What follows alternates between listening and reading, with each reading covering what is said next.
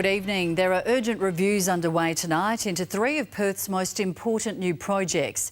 It's been confirmed roof panels at the billion-dollar Perth Children's Hospital are riddled with asbestos, and the Chinese company that supplied them also did work on Fiona Stanley Hospital and the new Perth Stadium.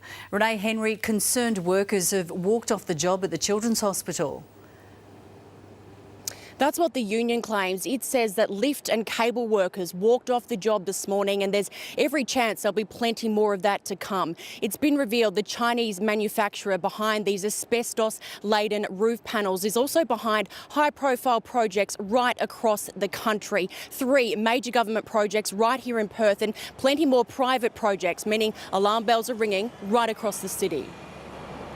It was a bad day to be WA's Health Minister. He met with representatives from developer John Holland, then fronted the media to confirm the worst. Unfortunately, the presence of white asbestos chrysotile has been confirmed as being present in at least one of the roof panels on the 8th floor. Workers say plumes of the deadly substance sprayed across the floor after a worker cut into the panel on Monday night. Alarmingly, employees were exposed to the fibres for up to 24 hours before management were notified and the section sealed off.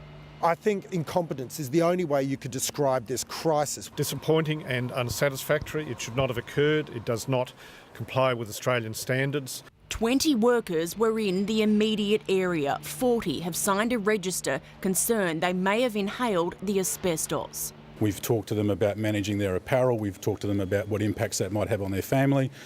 We've gone to where they would have gone immediately when they demobilised in terms of their crib rooms. All 150 of the panels will have to be replaced. Concern now turning to the entire external facade of the hospital. Every outside wall, every window supplied by the same Chinese manufacturer, Yuanda. The obvious question is there potential for further contamination in other building components? So John Holland in the first instance is undertaking a detailed audit. There'll be audits elsewhere as well. Yuanda supplied products to Fiona Stanley Hospital, and right now it has contracts with the new Perth Stadium. And I suspect that this may well lead to further investigations in other projects across Australia and perhaps even wider.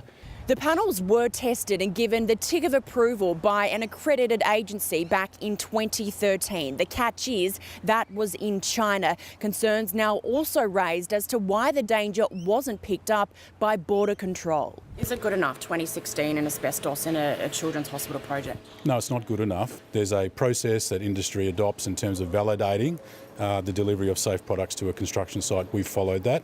And despite the frightening discovery, John Holland will allow the Chinese supplier to continue its work. That should never ever have happened, and I think John Holland will be extremely embarrassed about it. It will affect its ability to win other government contracts and indeed other private sector contracts. Work is now underway to replace a large section of the roof, but Renee, it could mean more delays to the opening of the hospital. The hospital is supposed to take its first outpatients in late October. The Health Minister admits there's every chance that will now be pushed back. He says he'll know more in the next couple of days. John Holland is now being investigated by both state and federal authorities and could face hefty fines if found to be in breach of building codes. Tim? Renee, thank you.